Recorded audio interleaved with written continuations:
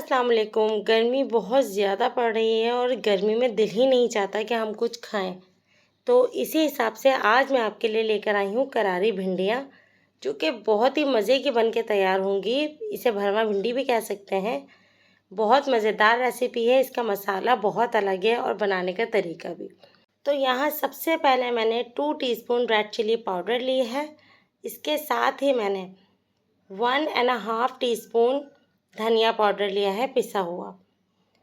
हल्दी उससे भी कम ली है, 1/4 चम्मच।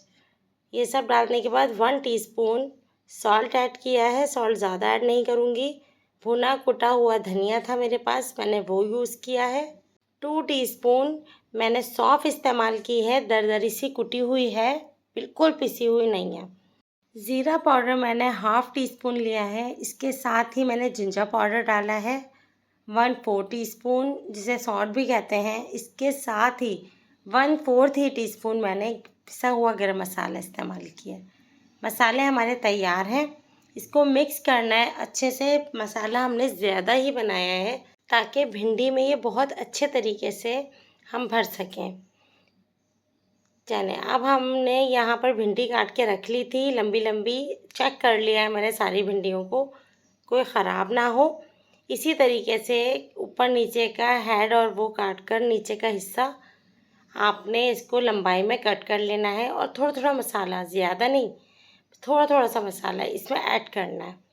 बस बहुत है, अंदर तक फ्लेवर जाएगा इसमें। बहुत मज़े की चटपटी करारी सी भिंडी हमारी बनेगी और गर्मी में तो खाने का मज़ा ही आ जाएगा।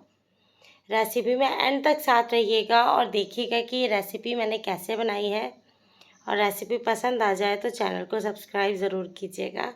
बेल का बटन भी प्रेस कीजिएगा ताकि मेरी आने वाली तमाम रेसिपीज़ आप तक पहुँचे। इसी तरीके से सारी भिंडियाँ हमने भरकर एक साइड पे रख ली हैं। चलें, अब हम चलते हैं इसको पकाने की तरफ। यहाँ पर आप देखें कि कितनी यमी लग रही हैं ये भिंडियाँ, अभी से मसाला भरी हुई। और जिस वक्त ये पकेंगी मैं आपको बता नहीं सकती इसका जायका कितना अच्छा आएगा। और ये मसाला अच्छा खासा था हमारे पास, ये बच भी गया है।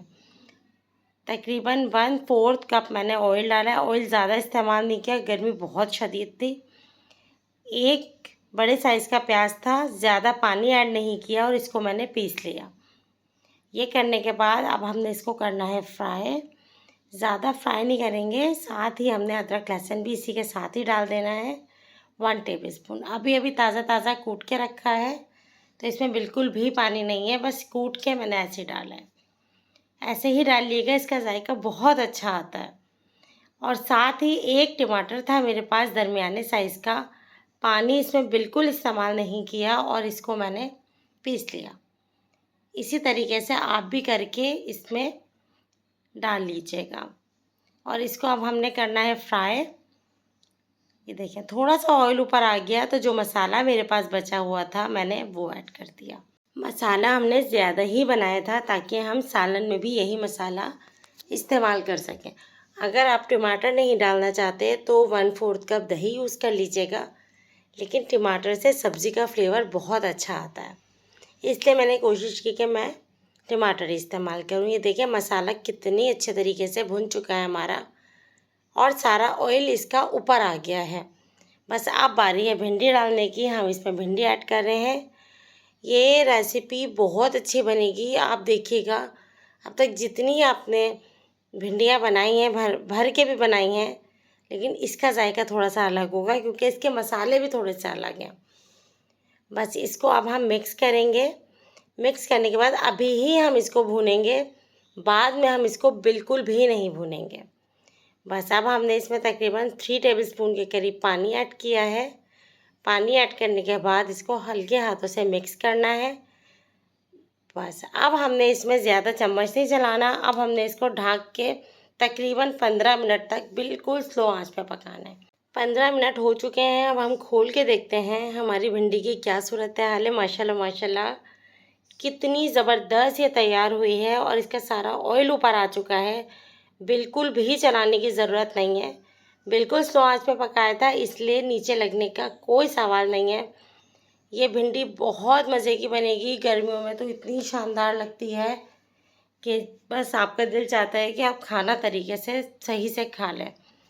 रेसिपी बहुत अगर पसंद आई हो तो लाइक कर लीजिएगा, चैनल पर न्यू हो तो सब्सक्राइब कर लीजिएगा, बेल का बटन प्रेस कीजिएगा ताकि आने वाली तमाम मेरी रेसिपीज़ आप तक पहुँचें। और हाँ, कमेंट करके ज़रूर बताइएगा कि ये रेसिपी आपको कैसी लगी।